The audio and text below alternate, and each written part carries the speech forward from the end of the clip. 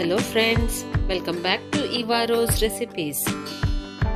ಇವತ್ತು ನಾನು ನಿಮ್ಮ ಜೊತೆ ಮೀನು ಪುಳಿಮುಂಚಿ ಹೇಗೆ ಮಾಡುವುದು ಅಂತ ತಿಳಿಸಿಕೊಡ್ತಾ ಇದ್ದೇನೆ. ನಾನು ಇಲ್ಲಿ 1 kg ಮುಡಾವು ಮೀನನ್ನು ತಗೊಂಡಿದ್ದೇನೆ. ಇದನ್ನು ಕ್ಲೀನ್ ಮಾಡಿ ಈ ರೀತಿ ಕಟ್ ಮಾಡಿ ಇಟ್ಕೊಂಡಿದ್ದೇನೆ. ಇದಕ್ಕೆ ಸ್ವಲ್ಪ ಉಪ್ಪು ಹಾಗೂ ಅರ್ಧ ಟೀ ಸ್ಪೂನ್ ಅರಿಶಿನ ಹಾಕಿ ಚೆನ್ನಾಗಿ ಮಿಕ್ಸ್ ಮಾಡಿ ಸ್ವಲ್ಪ ಹೊತ್ತು ಇಡೋಣ. ಈಗ ನಾವು ಮಸಾಲೆಗೆ ರೆಡಿ ಮಾಡೋಣ.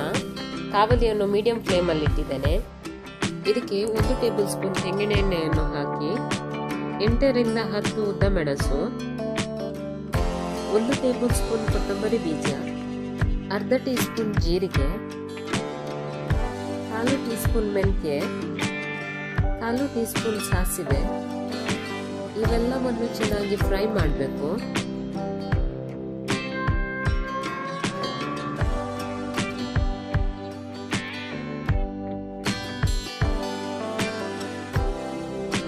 ನಾನಿಲ್ಲಿ 1 ಲಿಂಬೆ ಗಾತ್ರದ ಹುಣಸೆಯನ್ನು ತಗೊಂಡಿದ್ದೇನೆ. ಇದಕ್ಕೆ ಸ್ವಲ್ಪ ನೀರನ್ನು ಹಾಕಿ ಚೆನ್ನಾಗಿ ಕಿವುಚಿ ಹುಣಸೆ ರಸವನ್ನು ರೆಡಿ ಮಾಡಿ ಇಟ್ಕೊಂಡಿದ್ದೇನೆ. ಮಸಾಲ ಚೆನ್ನಾಗಿ ಫ್ರೈ ಆಗಿದೆ. ಇದನ್ನು ಈಗ ಸೆಪರೇಟ್ ಪ್ಲೇಟಿಗೆ ತೆಗೆದಿಡೋಣ ಹಾಗೂ ತಣ್ಣಗಾಗ್ಲಿಕ್ಕೆ ಬಿಡೋಣ. ನಾನು ಇಲ್ಲಿ 1 ಸಣ್ಣ ಈರುಳ್ಳಿ, 1 ದೊಡ್ಡ ಟೊಮೆಟೊ, 2 ಹಸಿಮೆಣಸು ಹಾಗೂ ಸಣ್ಣ ತುಂಡು ಶುಂಠಿಯನ್ನು ಕಟ್ ಮಾಡಿ ಇಟ್ಕೊಂಡಿದ್ದೇನೆ.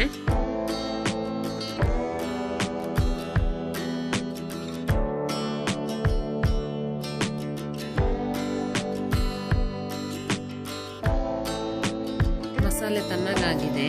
ಇದನ್ನು ಮಿಕ್ಸಿ ಜಾರಿಗೆ ಹಾಕಿ ಸ್ವಲ್ಪ ನೀರನ್ನು ಸೇರಿಸಿ ಗ್ರೈಂಡ್ ಮಾಡೋಣ. ನಾನ್ ಸ್ಟಿಕ್ ಪಾತ್ರೆಯನ್ನು ಮೀಡಿಯಂ ಫ್ಲೇಮಲ್ಲಿ ಇಟ್ಟು ಇದಕ್ಕೆ 2 ಟೇಬಲ್ ಸ್ಪೂನ್ ತೆಂಗಿನ ಎಣ್ಣೆಯನ್ನು ಹಾಕಿದ್ದೇನೆ.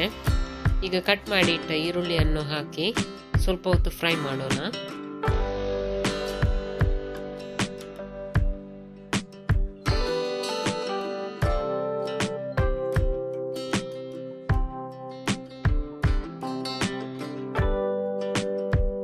ಈರುಳ್ಳಿ ಚೆನ್ನಾಗಿ ಫ್ರೈ ಆಗಿದೆ. ಇದಕ್ಕೆ ಈಗ ಕಟ್ ಮಾಡಿ ಇಟ್ಟ ಶುಂಠಿ ಹಾಗೂ ಹಸಿಮೆಣಸನ್ನು ಹಾಕಿ ಇದನ್ನು ಕೂಡ ಸ್ವಲ್ಪ ಹೊತ್ತು ಫ್ರೈ ಮಾಡೋಣ. ನನ್ನ ರೆಸಿಪೀಸ್ ಇಷ್ಟವಾದರೆ ವಿಡಿಯೋಗೊಂದು ಲೈಕ್ ಕೊಡಿ ಹಾಗೂ ಸಬ್ಸ್ಕ್ರೈಬ್ ಮಾಡಲು ಮರೆಯಬೇಡಿ. ಫ್ರೆಂಡ್ಸ್ ಫ್ಯಾಮಿಲಿ ಜೊತೆ ಶೇರ್ ಮಾಡಿ. ಇದಕ್ಕೆ ಈಗ ಗ್ರೈಂಡ್ ಮಾಡಿ ಇಟ್ಟ ಮಸಾಲೆಯನ್ನು ಹಾಕ್ತಾ ಇದ್ದೇನೆ ಹಾಗೂ ಮಿಕ್ಸಿ ಜಾರ್ ತೊಳೆದ ನೀರನ್ನು ಕೂಡ ಹಾಕ್ತಾ ಇದ್ದೇನೆ. ಒಮ್ಮೆ ಚೆನ್ನಾಗಿ ಮಿಕ್ಸ್ ಮಾಡಿಕೊಳ್ಳೋಣ.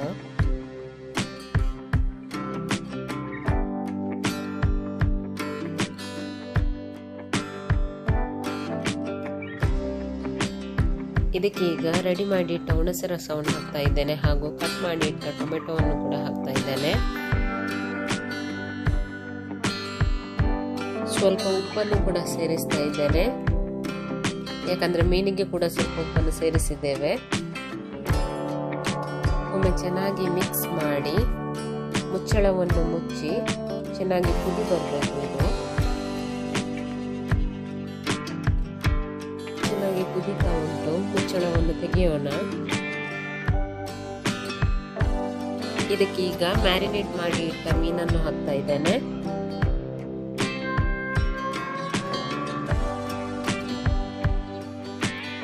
ಒಮ್ಮೆ ಈ ರೀತಿ ಚೆನ್ನಾಗಿ ಮಿಕ್ಸ್ ಮಾಡೋಣ.